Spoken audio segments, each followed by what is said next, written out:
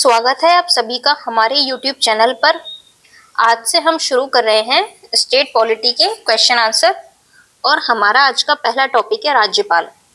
तो शुरू करते हैं आज की क्लास को। तो हमारा पहला सवाल है, भारतीय संविधान का कौन सा अनुच्छेद उपबंध करता है कि प्रत्येक राज्य के लिए राज्यपाल होगा? Option 1 article 154, option 2 article 155, option 3 article 153 या ऑप्शन 4 आर्टिकल 164। तो इसका सही आंसर होगा आर्टिकल 153, ऑप्शन नंबर 3। तो आर्टिकल 153 क्या कहता है कि प्रत्येक राज्य में एक राज्यपाल होगा और 2 या 2 से अधिक राज्यों के लिए भी क्या हो सकता है, एक राज्यपाल हो सकता है। और ये जो व्यवस्था है वो की गई थी 7वें संविधान संशोधन के तहत 1956 में। और धारा कौन सी है? 6। तो आप इसे भी याद रखिए, धारा 6 को। देखते हैं हमारा दूसरा सवाल, किस संविधान संशोधन के तहत एक ही व्यक्ति को 2 या अधिक राज्यों का राज्यपाल बनाया जा सकता है? तो देखिए, अभी हमने डिस्कस किया ऊपर के सवाल में, तो इसका आंसर है ऑप्शन नंबर 2, 7वां संविधान संशोधन जो किया गया था 1956 में। तो तीसरे सवाल की तरफ चलते हैं। तो तीसरा सवाल है, 7वें संविधान संशोधन अधिनियम 1956 की किस धारा के अनुसार एक व्यक्ति को 2 या अधिक राज्यों का राज्यपाल जो है वो नियुक्त किया जा सकता है? तो अभी हमने देखा, इसका आंसर होगा ऑप्शन 3, धारा 6। तो आप इसे भी याद रखिए, हो सकता है किसी स्टेटमेंट बेस्ड क्वेश्चन में इसको पूछा जाए। अगला सवाल देखते हैं, राजस्थान की कार्यपालिका का संवैधानिक प्रमुख कौन होता है? यानी जो संवैधानिक प्रमुख है, जो कार्यपालिका होती है उसका, वो कौन होता है? वो होता है राज्यपाल, ऑप्शन नंबर 4। तो राज्यपाल वस्तुतः क्या होता है कि राज्य की कार्यपालिका का संवैधानिक प्रधान होता है। और आर्टिकल 154(1) जो है वो कहता है कि राज्य की जो कार्यपालिका शक्ति है, जो एग्जीक्यूटिव पावर्स हैं, वो किसमें होंगी? वो होंगी राज्यपाल में। और इनका प्रयोग वो कैसे करेगा? संविधान के अनुसार खुद या फिर अपने अधीनस्थों द्वारा करेगा। चलते हैं अपने अगले सवाल की तरफ। क्वेश्चन नंबर 5, राजस्थान में राज्य प्रशासन के विधिता प्रमुख कौन होता है? तो इसका आंसर होगा राज्य के राज्यपाल। क्वेश्चन नंबर 6, भारतीय संविधान में का निम्न में से कौन सा अनुच्छेद राज्यपाल की जो कार्यपालक शक्तियां हैं उनसे संबंध रखता है? तो इसका ऑप्शन, तो इसका जो आंसर होगा वो होगा आर्टिकल 154। ठीक है। तो संविधान के अनुच्छेद 155 के तहत राज्यपाल की जो नियुक्ति है निम्न में से किसके द्वारा की जाती है? आपके ऑप्शन है भारत के राष्ट्रपति के द्वारा, भारत के प्रधानमंत्री के द्वारा, राज्य के मुख्यमंत्री के द्वारा या केंद्रीय मंत्री परिषद के द्वारा। तो ये पूछ रहा है कि आर्टिकल 155 जो है उसके तहत राज्यपाल की नियुक्ति जो है वो कौन करता है?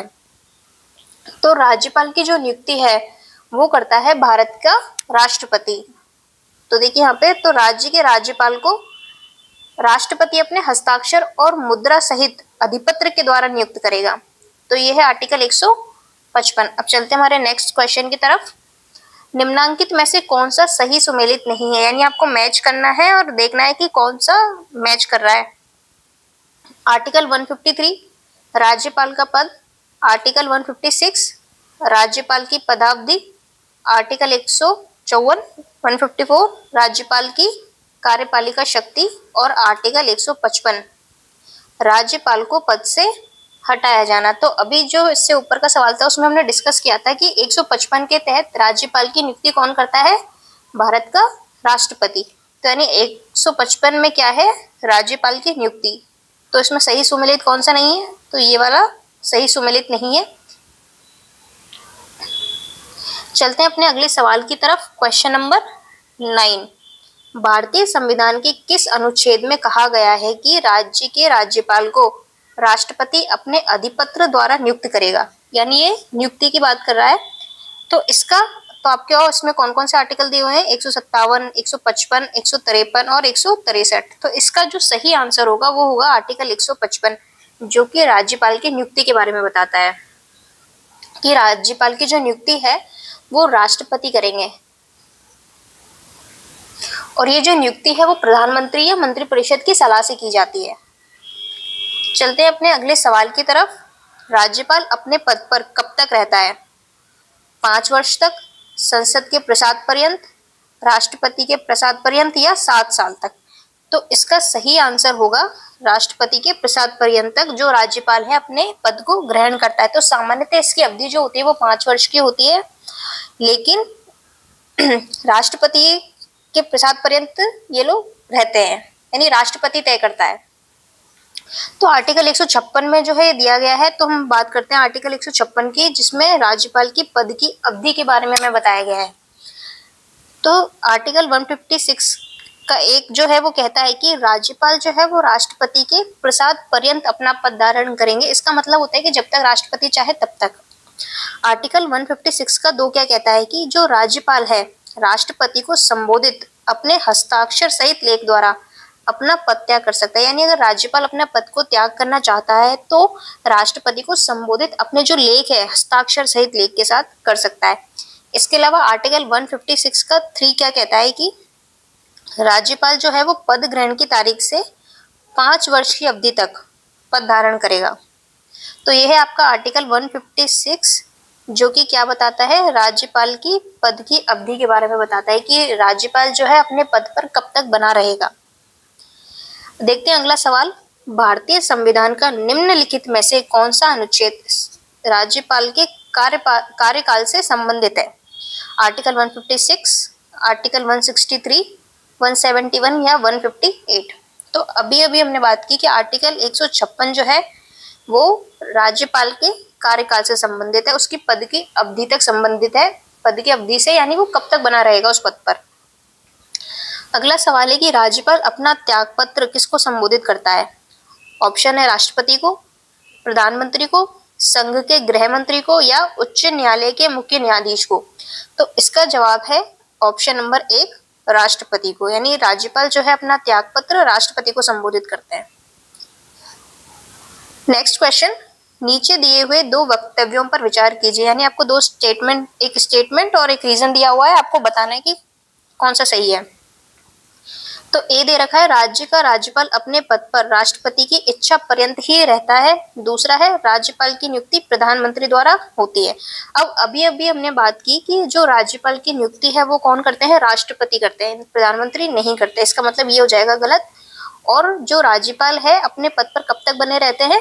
जब तक राष्ट्रपति की इच्छा होती है, यानी राष्ट्रपति के प्रसाद पर्यंत कह लीजिए या इच्छा पर्यंत। तो इसका आंसर होगा आपका ऑप्शन नंबर 2, पहला स्टेटमेंट सही है और दूसरा आर जो है वो क्या है? गलत, क्योंकि यहाँ पे नियुक्ति कौन करता है? राष्ट्रपति करते हैं।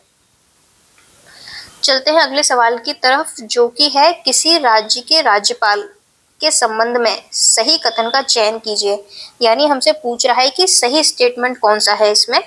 तो देखिए, ये जो क्वेश्चन है वो पटवार में पूछा गया है और अभी जो है अगस्त में पटवार की एग्जाम है, तो उनके लिए सब सवाल जो है काफी इम्पोर्टेंट है, तो आप इनको देख सकते हैं।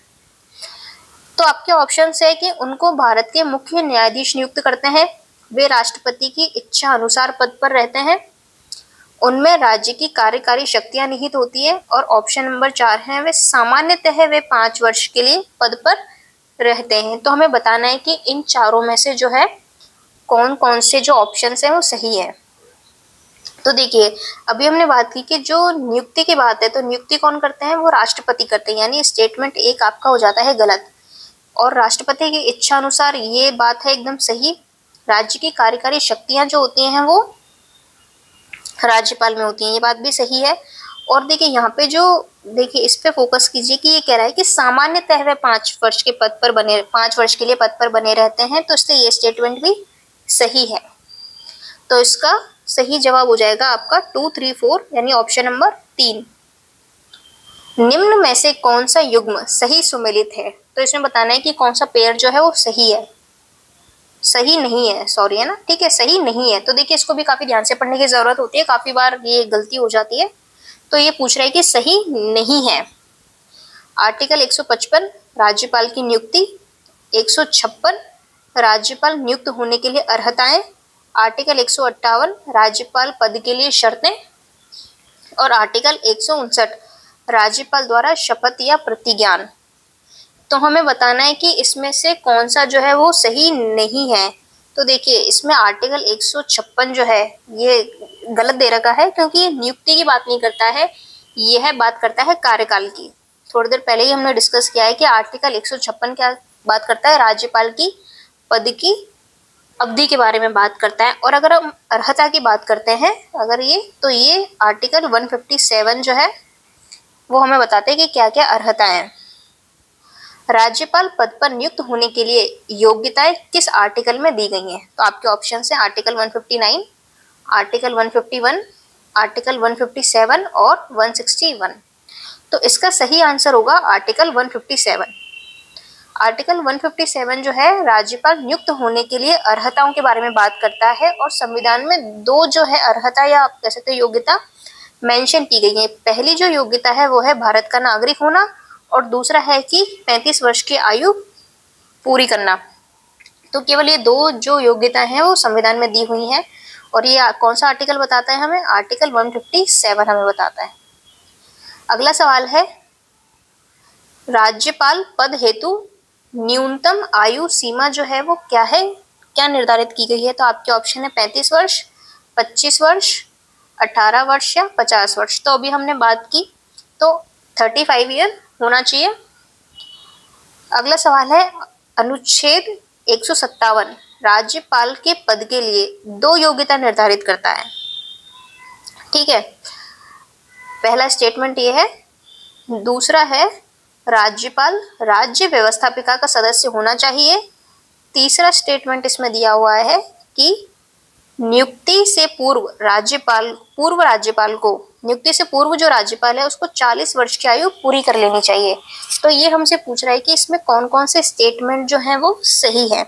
तो देखिए अभी हमने बात की कि 35 साल होना चाहिए, तो आपका तीसरा गलत हो गया, यानी कि ऑप्शन 2 और ऑप्शन 3 और ऑप्शन 4 तो देखिए वैसे ही कैंसिल हो गया। तो हमारा आंसर निकल आया, और वो आंसर क्या है? सिर्फ एक, यानी कि आर्टिकल 157 जो है वो राज्यपाल के पद के लिए योग्यता निर्धारित करता है। यानी कि इसमें स्टेटमेंट 2 और 3 जो है वो गलत हैं। तो आप इस तरीके से भी जो है वो आंसर सॉल्व कर सकते हैं एलिमिनेशन मेथड का इस्तेमाल करके। तो इसका आंसर होगा सिर्फ एक, यानी ऑप्शन फर्स्ट। देखते हैं अगला सवाल, राज्यपाल के पद के लिए कौन कौन सी शर्तें हैं?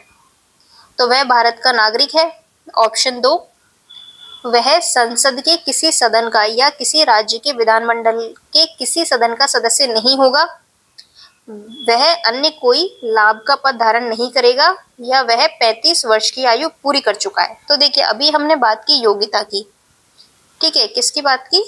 योग्यता या आप इसको अर्हता कह सकते हैं, ठीक है, जो कि दी हुई थी आर्टिकल 157 में। अब यहाँ जो सवाल है वो बात कर रहा है शर्तों के बारे में, ठीक है। तो हमने जो योग्यता की बात की थी वो था भारत का नागरिक और 35 वर्ष की आयु का पूरा करना। तो यानी ये दो तो क्या है आपकी योग्यताएं हैं। तो ये पूछ रहा है शर्तें, तो इसका आंसर होगा आपका 2 और 3, यानी ऑप्शन 2। तो आर्टिकल 158 जो है वो शर्तें बताता है, और वो शर्तें क्या क्या हैं राज्यपाल पद के लिए? तो आर्टिकल 158 जो है उसका एक कहता है कि जो राज्यपाल है वो संसद या किसी राज्य के जो विधानमंडल है उसके किसी सदन का सदस्य नहीं हो सकता है। संसद का और किसी भी राज्य के विधानमंडल के कोई भी सदन हो उसका सदस्य नहीं होना चाहिए उसको। यदि ऐसा व्यक्ति जो संसद अथवा राज्य के विधानमंडल का सदस्य हो, यानी अगर वो सदस्य होता है तो जब वो राज्यपाल नियुक्त होने की तारीख से क्या होगा, संसद अथवा जो राज्य के विधानमंडल से उसके पद को क्या समझा जाएगा, रिक्त हो जाएगा उसका पद अपने आप। और आर्टिकल 158 का 2 क्या कहता है कि राज्यपाल कोई अन्य लाभ का पद धारण नहीं करेगा।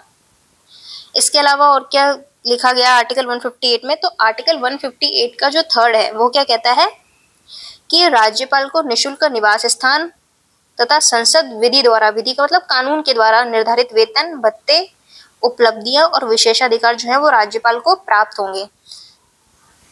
इसके अलावा 158 के 4 में ये बात कही गई है कि जो राज्यपाल का वेतन होगा, भत्ते होंगे, तो वो क्या होंगे, उसकी पद अवधि, ठीक है, जो उसके पद की अवधि होगी यानी उसका कार्यकाल जो होगा उसके दौरान उनको कम नहीं किया जाएगा। ठीक है, तो इसका आंसर हम देख चुके हैं कि केवल 2 और 3 जो स्टेटमेंट है वही इसमें सही है, बाकी जो है वो गलत है। चलते हैं अपने अगले सवाल की तरफ। तो राज्यपाल की उपलब्धियां, ठीक है, और भत्ते जो है वो भारित होते हैं। आपके ऑप्शन है भारत की संचित निधि पर, आकस्मिक निधि पर राज्य की, या भारत की आकस्मिक निधि पर, या राज्य की संचित निधि पर। तो राज्यपाल की जो उपलब्धियां हैं, भत्ते हैं, वो होते हैं अपने राज्य की संचित निधि पर भारित होते हैं। तो इसका सही आंसर होगा ऑप्शन नंबर 4। और अगर आप पेंशन की बात करते हो तो वो केंद्र की संचित निधि पर भारित होती है। अब बात करते हैं अपने अगले सवाल की। राजस्थान के राज्यपाल से संबंधित, तो यहाँ पे राजस्थान के राज्यपाल से संबंधित निम्न कथनों पर विचार कीजिए। तो ये सवाल पटवारी में पूछा जा चुका है। तो कुछ स्टेटमेंट आपको दिए गए हैं, आपको बताना है। पहला, उसे भारत का नागरिक होना चाहिए, उसकी आयु कम से कम 35 वर्ष होनी चाहिए, उसमें लोकसभा का सदस्य बनने की योग्यता होनी चाहिए, वह 1 से अधिक राज्यों का राज्यपाल हो सकता है। तो बताना है कि इसमें कौन कौन से जो स्टेटमेंट हैं वो आपके सही है। तो देखिए, उसे भारत का नागरिक होना चाहिए, 35 वर्ष की आयु होनी चाहिए उसकी कम से कम, और उसे 1 से अधिक राज्यों का राज्यपाल वो हो सकता है। तो ये तीनों जो स्टेटमेंट है वो जो है क्या है, सही है। तो इसमें आपका सही आंसर होगा ऑप्शन नंबर 2। देखते हैं अपना अगला सवाल। संविधान के किस अनुच्छेद में राज्यपाल की जो है शपथ का प्रारूप दिया गया है? तो आपके ऑप्शन है आर्टिकल 158, आर्टिकल 159, आर्टिकल 154 और आर्टिकल 155। तो देखिए, सीईटी 2023 में सवाल पूछा गया है, तो इसका सही आंसर जो होगा वो होगा ऑप्शन नंबर 2, आर्टिकल 159। तो आर्टिकल 159 में राज्यपाल की जो है शपथ के बारे में बताया गया है। तो शपथ या प्रतिज्ञान, आर्टिकल 159। तो प्रत्येक राज्यपाल और प्रत्येक व्यक्ति जो राज्यपाल कृत्यों का निर्वहन कर रहा है, तो देखिए राज्यपाल और जो उसके कार्यों का निर्वहन कर रहा है, वो अपना पद ग्रहण करने से पहले उस राज्य के संबंध में अधिकारिता का प्रयोग करने वाले जो हाई कोर्ट के मुख्य न्यायमूर्ति, और अगर मुख्य न्यायमूर्ति यानी जो चीफ जस्टिस हैं अगर वो नहीं है, तो उनकी अनुपस्थिति में उस न्यायालय के उपलब्ध ज्येष्ठतम यानी वरिष्ठतम जो न्यायाधीश होंगे उनके सामने क्या करेंगे, शपथ लेंगे या प्रतिज्ञान करेंगे। ठीक है, तो आर्टिकल 159 जो है राज्यपाल के शपथ के बारे में बताता है कि राज्यपाल को जो शपथ है वो कौन दिलाता है, हाई कोर्ट के चीफ जस्टिस, और अगर वो प्रेजेंट नहीं है तो सीनियर मोस्ट जो जज होते हैं वो शपथ दिलाते हैं। तो ऑप्शन नंबर 2 आर्टिकल 159 इसका सही जवाब होगा। निम्न कथनों पर विचार कर सही कूटों का चयन कीजिए। तो ये आरएस प्री में पूछा गया सवाल है। तो आपके ऑप्शन है, राज्यपाल अपना पद ग्रहण करने से पूर्व शपथ लेगा या प्रतिज्ञान करेगा। बी, शपथ या प्रतिज्ञान का प्रारूप भारतीय संविधान की 3री अनुसूची में है। राज्यपाल उच्च न्यायालय के मुख्य न्यायाधीश या उनकी उपस्थिति में ज्येष्ठतम न्यायाधीश के समक्ष शपथ या प्रतिज्ञान करेगा। ऑप्शन नंबर डी है, शपथ या प्रतिज्ञान की प्रक्रिया भारतीय संविधान के आर्टिकल 159 में दी गई है। तो देखिए, सवाल क्या पूछ रहा था कि सही जो इसमें कौन कौन से स्टेटमेंट है। तो देखिए, हमने पढ़ा था कि शपथ की बात अभी हमने पढ़ी थी, तो ये स्टेटमेंट सही है। उसके अलावा अगर हम बात करते हैं तो शपथ या प्रतिज्ञान का प्रारूप भारतीय संविधान की 3री अनुसूची में है, तो ये जो स्टेटमेंट है ये जो है गलत है। और राज्यपाल उच्च न्यायालय के मुख्य न्यायाधीश या उसकी जो अनुपस्थिति यानी अगर वो प्रेजेंट नहीं है तो वरिष्ठतम जो न्यायाधीश होगा उसके सामने शपथ लेगा।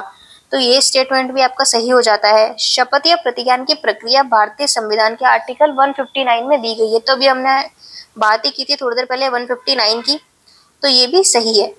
तो यानी इसमें ए, सी और डी सही है। तो ये है आपके ए, सी और डी, यानी कि ऑप्शन 2 जो है वो सही हो जाएगा। तो देखिए, संविधान की 3री अनुसूची में किस किस के शपथ का जो वो प्रारूप है वो मिलता है। तो संघ के मंत्री, संसद एवं राज्य विधानमंडल के सदस्य, सर्वोच्च और उच्च न्यायालय यानी सुप्रीम कोर्ट और हाई कोर्ट के न्यायाधीश, नियंत्रक एवं महालेखा परीक्षक यानी कैग, राज्य मंत्री, संसद एवं राज्य विधानमंडल के लिए जो निर्वाचन हेतु अभ्यर्थी हैं उनके शपथ या प्रतिज्ञान के जो प्रारूप है वो दिए गए हैं, यानी इसमें राज्यपाल का नहीं है। तो आप इसको याद रखिए कि इसमें जो राज्यपाल की शपथ का प्रारूप है उसे नहीं दिया गया है। किसमें दिया गया है? आर्टिकल 159 में। तो अगला सवाल देखते हैं, राज्यपाल की अनुपस्थिति में उसके दायित्वों का निर्वहन कौन करता है? आपके ऑप्शन नंबर 1 है, ऑप्शन है इसके विधानसभा का अध्यक्ष, राज्य का मुख्यमंत्री, उच्च न्यायालय का मुख्य न्यायाधिपति या फिर उपयुक्त में से कोई नहीं। तो अभी हमने बात ही की थी, ठीक है। तो इसका जो सही आंसर होगा वो होगा उच्च न्यायालय का मुख्य न्यायाधिपति यानी न्यायाधीश, जज। तो ऑप्शन नंबर 3 जो है इसका करेक्ट आंसर है। देखिए ये वीडियो के एग्जाम में, सीईटी के एग्जाम में पूछा गया है और देखिए प्रीवियस ईयर जो क्वेश्चंस होते हैं वो रिपीट होते हैं, या फिर वो सबसे बेस्ट तरीका होता है कि अपनी प्रिपरेशन को आगे बढ़ाने का, कि आप साथ साथ उन्हें भी देखें कि किस पैटर्न पर सवाल जो है वो पूछे जा रहे हैं, ठीक है। तो राज्यपाल की अनुपस्थिति में जो उसके दायित्व हैं, उसके कार्यों का निर्वहन कौन करता है? हाई कोर्ट के चीफ जस्टिस जो है वो करते हैं, ठीक है। तो ये थी हमारी आज की क्लास। इससे जो आगे के सवाल हैं वो हम अगली वीडियो में डिस्कस करेंगे। तो तब तक आप इस वीडियो को देखिए और ये भी चेक कीजिए कि आपको इनमें से कितने सवाल आते हैं, और कमेंट सेक्शन में बताइए कि आपके कितने सवाल इसमें से सही थे। बाकी हम बात करेंगे अगली वीडियो में।